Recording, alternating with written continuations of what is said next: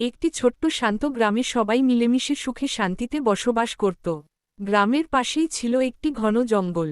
সেই জঙ্গলে বাস করত এক অদ্ভুত পেত্নী।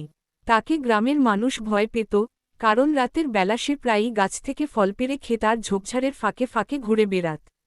তবে বাস্তবে সে কাউকে কোনোদিন ক্ষতি করেনি, বরং জঙ্গলের গাছপালা ও প্রাণীদের রক্ষা করাই ছিল তার অভ্যাস। কিন্তু একদিন গ্রামে অশান্তি নেমে এলো। গ্রামের খালের ধারে হঠাৎ করে এক মৃতদেহ পাওয়া গেল। খবর ছড়িয়ে পড়তেই সবাই আতঙ্কিত হয়ে উঠল। গ্রামের বয়োজ্যেষ্ঠরা সঙ্গে সঙ্গেই সিদ্ধান্ত নিল, নিশ্চয়ই এইটি পেত্নীর কাজ, কারণ তারা আগে থেকেই তাকে ভয় পেত। প্রমাণ ছাড়াই পুরো দোষ চাপিয়ে দিল পেত্নীর ঘাড়ে। পেত্নী কিছুটা দূর থেকে সবকিছু দেখল। তার মনে কষ্ট হল, সে তো কখনোই কারো ক্ষতি করেনি, তবে কেন তাকে দোষ দেওয়া হচ্ছে? তখন সে সিদ্ধান্ত নিল নিজেকে নির্দোষ প্রমাণ করতে হবে। কিন্তু কিভাবে? মানুষের কাছে তো সে শুধু ভয়ের প্রতীক। ঠিক তখনই তার নজর পড়ল গ্রামের এক কৃষকের ছেলের দিকে। ছেলেটির নাম ছিল আরিফ। অন্যদের মতো আরিফ পেত্নীকে ভয় পেত না।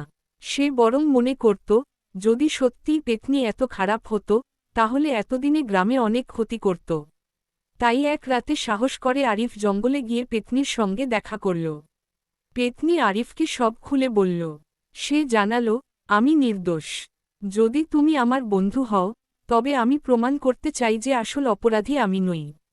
আরিফ সাহসী ছেলে ছিল, সে রাজি হল সাহায্য করতে। তারা জনে মিলে খোঁজখবর শুরু করল।